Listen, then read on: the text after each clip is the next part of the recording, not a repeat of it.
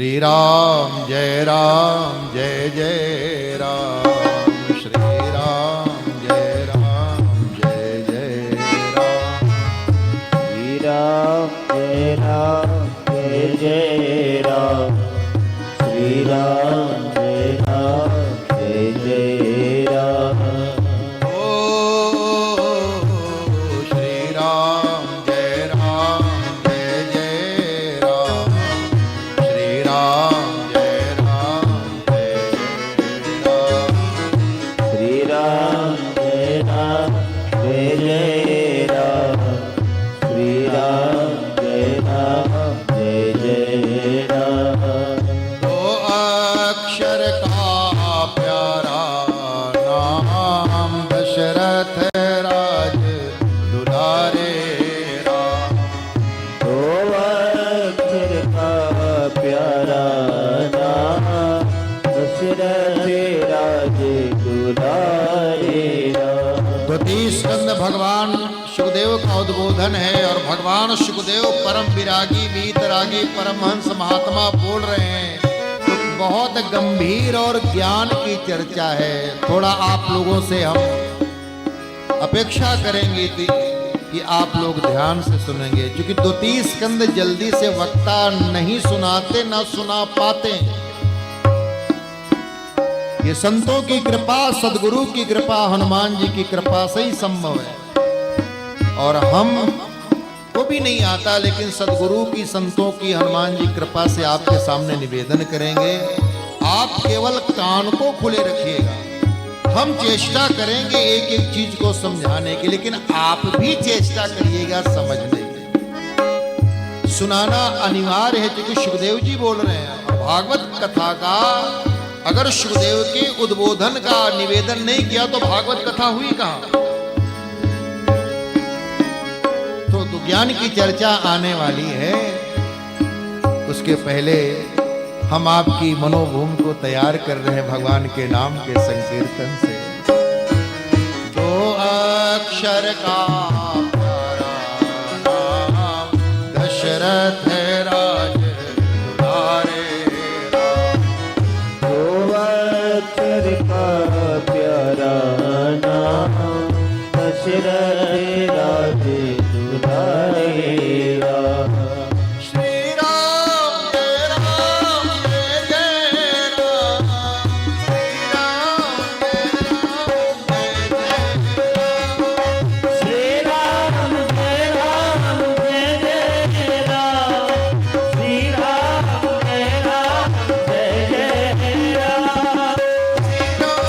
जय जय राम।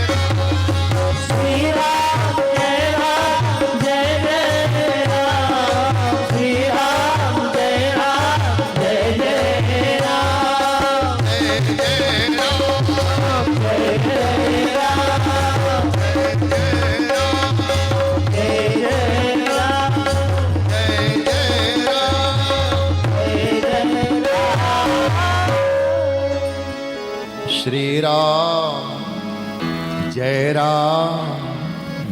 जय राम, श्री राम जय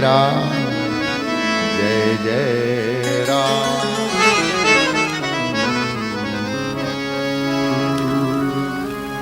ब्रह्मर्षि सुखदेव जी ने कहा, राजन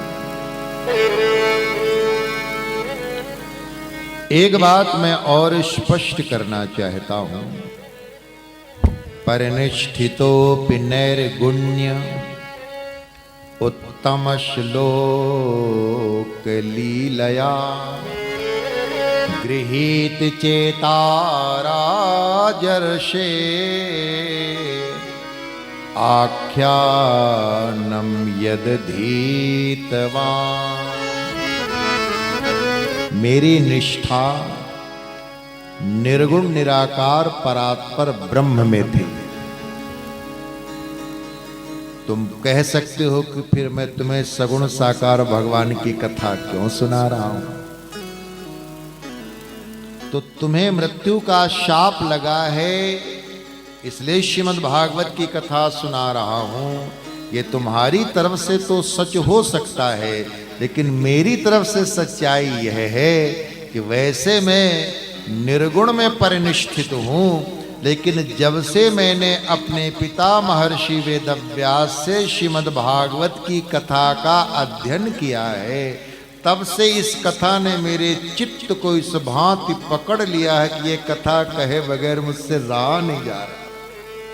ये सुखदेव जी कह रहे हैं।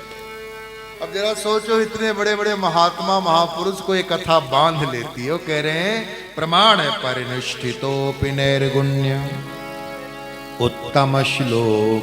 उत्तम श्लोक किसको कहते हैं? भगवान को। भगवान का एक नाम है उत्तम श्लोक, और भगवान के भक्तों को क्या कहते हैं? पुण्य श्लोक। राजा नल पुण्य श्लोक, पितामह भीष्म पुण्य श्लोक है, धर्मराज युधिष्ठिर पुण्य श्लोक, और भगवान उत्तम श्लोक है। तो भगवान श्री कृष्ण का एक नाम उत्तम श्लोक है, ये भी जानो समझो। तो पंक्ति आती है, दो श्लोक आता है, परिनिष्ठितोऽपि नैर्गुण्य। मैं निर्गुण में परिनिष्ठित हूं, पर उत्तम श्लोक लीलया। उत्तम श्लोक भगवान श्री कृष्ण की लीला का जब मैंने श्रवण किया, अध्ययन किया, मेरे पिता ने मुझे पढ़ाया, ग्रहीत चेता। चेता माने चित्त को, मेरे चित्त को ग्रहीत कर लिया, श्री कृष्ण ने खींच लिया। ग्रहीत चेता राजर्षे आख्यानम यदधीतवान्। इसलिए तुम सुनने को आतुर हो, तो मैं सुनाने को आतुर हूं। मुझे सुनाए बगैर मुझको रहा नहीं जा रहा। राजन, अब दूसरी तरह से समझा रहे हैं। अब थोड़ा चरण, पहले तो बड़े सरल, अब थोड़ा क्रम जो है, अब जो है साधना में बता रहे हैं। राजन, मरणासन्न प्राणी का कर्तव्य यह है कि समय रहते वैराग्य के शस्त्र से ममता मोह के समस्त बंधनों को काट करके तीर्थ या धाम में वास करें। जहां जल की महिमा है उसे तीर्थ कहते हैं, और जहां थल की महिमा है उसे धाम कहते हैं। जहां जल की महिमा उसे तीर्थ कहते हैं। जैसे नारायण सरोवर तीर्थ है, हरिद्वार, ऋषिकेश, ये सब तीर्थ हैं। प्रयागराज तीर्थराज है, गया तीर्थ है, वहां फल्गु नदी की महिमा है। और जहां थल की महिमा है उसे धाम कहते हैं। वृंदावन धाम है, अयोध्या धाम है, बद्रीनाथ केदारनाथ धाम है। तो जहां जल की महिमा उसे तीर्थ कहते हैं, जहां थल की महिमा उसे धाम कहते हैं। तीर्थ या धाम में वास करें। लेकिन महाराज जी कलिकाल में तो संभव नहीं है, तो नो प्रॉब्लम। मत जाओ तीर्थ धाम में, घर को ही तीर्थ धाम बना लो। लेकिन महाराज जी ये भी संभव नहीं है, छोटे छोटे बच्चे हैं, नाती पोते हैं, पढ़ने लिखने वाले, पूरा घर तो तीर्थ धाम नहीं बन सकता। तो कोई बात नहीं, एक कमरे को तीर्थ धाम बना लो, एक पूजा कक्ष बना लो, उसे ही तीर्थ या धाम बना लो। वहां एकांत में बैठे और एकांत में बैठ करके आसन को जीते। आसन माने एक आसन पर कम से कम 15-20 मिनट, आधा घंटे बैठने का अभ्यास करें। अगर आप ठीक से बैठ ही नहीं पाएंगे तो फिर भजन क्या करेंगे? तो आसन को जीते। तो यहां ब्रह्मर्षि शुकदेव महर्षि पतंजलि के अष्टांग योग का वर्णन कर रहे हैं अपने शब्दों में। क्या कह रहे हैं? जितासनो जितश्वासो जित संगो जितेंद्रिय। आसन को जीते। अब आसन को जीतने के लिए महर्षि पतंजलि ने यम और नियम बताए। उनका अष्टांग योग है महर्षि पतंजलि का।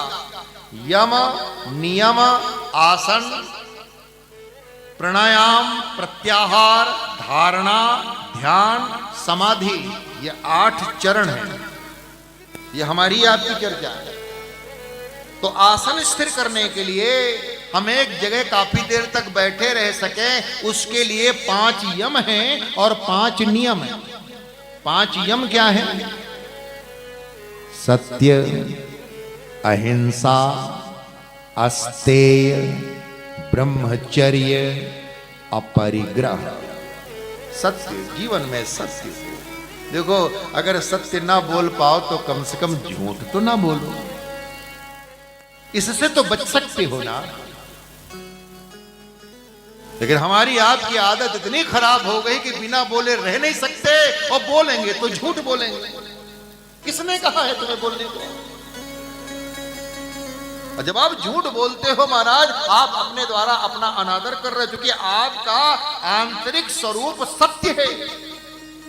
दूसरा कोई आपका क्या अपमान करेगा, अनादर करेगा? आप ही अपना अनादर कर रहे हैं झूठ बोल करके। जीवन में सत्य लाओ, प्रयास तो करो। हम लोग प्रवचन में कहा करते हैं कि जो अभी जबान के सत्य से नहीं जुड़ पाया, वो जीवन के सत्य से क्या जुड़ेगा? अभी तो जबान का सत्य नहीं आया। लोग कहते हैं कहां है ब्रह्म, किसने देखा है ब्रह्म, हमको भी दिखाओ ब्रह्म। अरे पागल, अभी ब्रह्म मुहूर्त में तो उठ 7 बजे सो के उठता है, 8 बजे सो के उठता है, कहता कहां है ब्रह्म। ब्रह्म मुहूर्त में पहले उठना तो सीखो, तब ब्रह्म का दर्शन होगा। हर चीज का मुहूर्त होता है। तेरी शादी का मुहूर्त हुआ, तेरे जन्म लेने का मुहूर्त हुआ, और भगवान के दर्शन का। ब्रह्म मुहूर्त में उठो पहले। एक साधना के क्रम है। तो जीवन का सत्य तब समझ में आएगा, पहले जबान का सत्य आए। कोई बात नहीं है, धंधे में है, व्यापार में है, क्या करें, झूठ बोलना पड़ता है। लेकिन ज्यादा से ज्यादा बचने का प्रयास करो कि अगर आप बुराइयों को छोड़ नहीं पा रहे हैं तो कम से कम उन बुराइयों का बुद्धि से समर्थन मत करना। आपका जो मन आपसे बुराइयां करवा रहा है, फिर बुद्धि के द्वारा ये मत कहना कि क्या करें, आजकल ये सब चलता है, बिना किए इससे जो है काम नहीं चलेगा ना। बुद्धि के द्वारा सदैव कहो कि मैं इन बुराइयों को छोड़ तो नहीं पा रहा हूं, लेकिन ये है गलत। तो आपकी बुद्धि के द्वारा मन की क्रियाओं का, मन के करतूतों का समर्थन नहीं मिलेगा, तो एक ना एक दिन भगवान आप पर अनुग्रह करेंगे और आपको उन बुराइयों से उठा के अच्छाइयों में स्थापित करेंगे। लेकिन हमारी आपकी समस्या क्या है कि मन के साथ साथ बुद्धि से समर्थन करने लगते हैं, तो वो बुराई हमारे हीमोग्लोबिन में, हमारे चित्त में प्रवेश कर जाती है, और वो भी ऐसा संस्कार बनता है, ऐसा संस्कार बनता है कि कई जन्मों तक पीछा नहीं छोड़ता। तो जिसे आपके मुख से झूठ निकल जाए तो बुद्धि से समर्थन मत करना, बुद्धि से कहना कि क्या करें, बोलना पड़ गया लेकिन ठीक नहीं है, ये ठीक तो नहीं है। तो अंदर आपकी आत्मा बहुत चुटहिल नहीं होगी, उसे लगेगा कि कोई तो तत्व है जो इस बुराई का समर्थन नहीं कर रहा है। अब एक न एक दिन वह आत्म तत्व बुद्धि के साथ मिलकर मन की बुराइयों को मन हटा करके मन को सन्मार्ग में ले आएगा। बोलिए भक्त वत्सल भगवान की जय। अगर ऐसे ही कथा करते रहे तो कल श्री कृष्ण प्रागट्योत्सव है। घड़ी तो बड़ी जल्दी भागती है, लेकिन समझाना तो पड़ता है एक एक चीज को। और बोल तुम भागवत जी का ही रहे ना, इधर उधर का तो नहीं बोल, लेकिन क्या करें।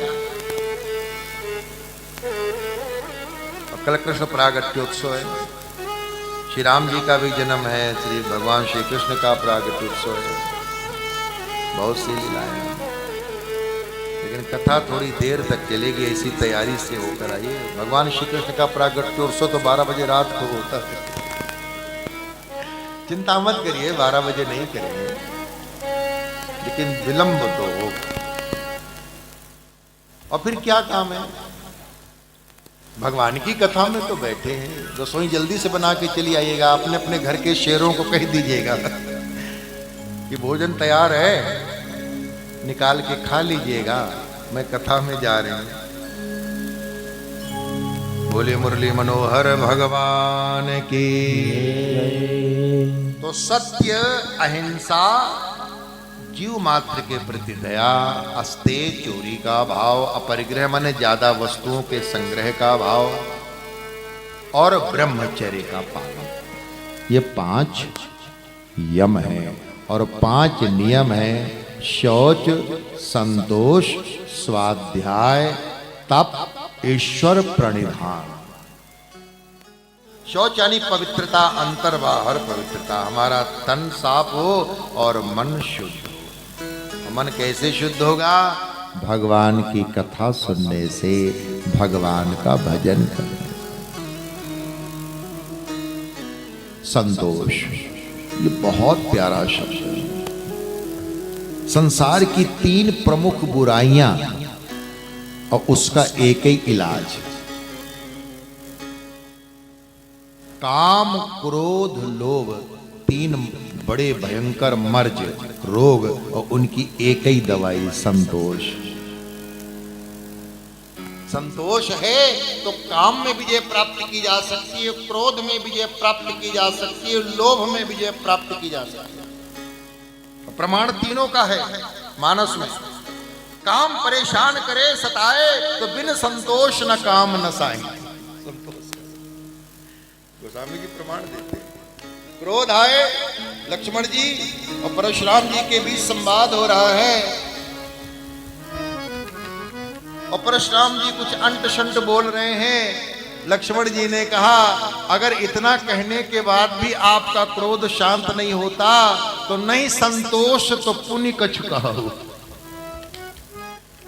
क्रोध को संतोष के द्वारा जीता जा सकता है, काम को संतोष के द्वारा जीता जा सकता है, और लोभ को भी। उदित अगस्त पंथ जिमि सोसा, जिमि लोभ सोष ही संतोषा।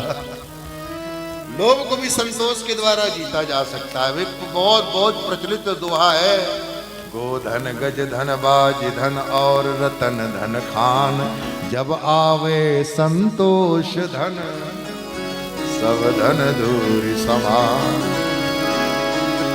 तो संतोष महाराज, वो वहां जाइए ना, नासिक शिरडी, तो वहां लिखा हुआ उनकी मूर्ति में, श्रद्धा सबूरी। सबूरी माने संतोष, सब्र, संतोष। अरे किसी ने 4 अपशब्द कह दिए तो आप उबल पड़े, नहीं, संतोष, सब्र। जरा वजनदार तवा बनो, बहुत जल्दी गर्म नहीं होना चाहिए, संतोष। बोले भक्तवत्सल भगवान की। तप, शौच, संतोष, स्वाध्याय, सदग्रंथों का अध्ययन, और तप। तप क्या है? सत्य के आचरण में जीवन में आने वाली कठिनाइयों को जो हंसते हंसते सह ले सुन ले उसे तप कहते हैं। और ईश्वर प्रणिधान सुदर्शन क्रिया यही सांसों को देखना है। सांसों की माला में सिमरू में तेरा सांसों की माला सिमरू में तेरा सांसों की माला में सिमरू में प्रभु का नाम। सांसों की माला सिमरू में प्रभु का नाम। अपने मन की मैं जानू और तुम्हारे मन की राम। अपने मन की मैं जानूं और तुम्हारे मन की राम। सांसों की माला सिमरू में तेरा नाम। सांसों की माला सिमरू में तेरा नाम।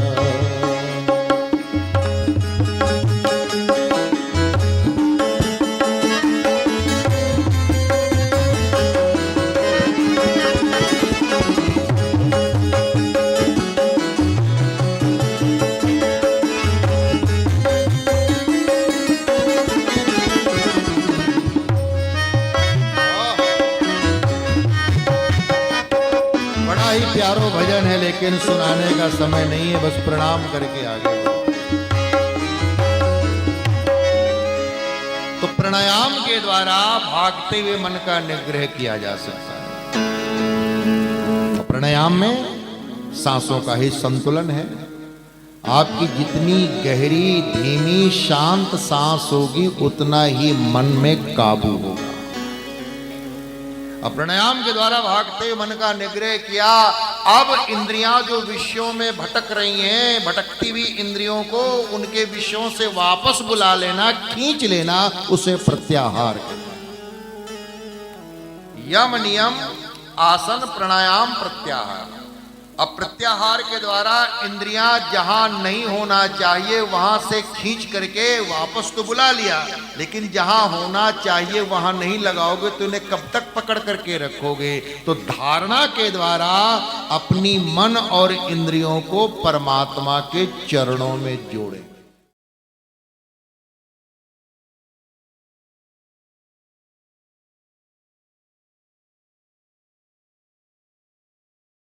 आनंद टीवी से जुड़ने के लिए आप हमें व्हाट्सएप करें 9277395752 पर।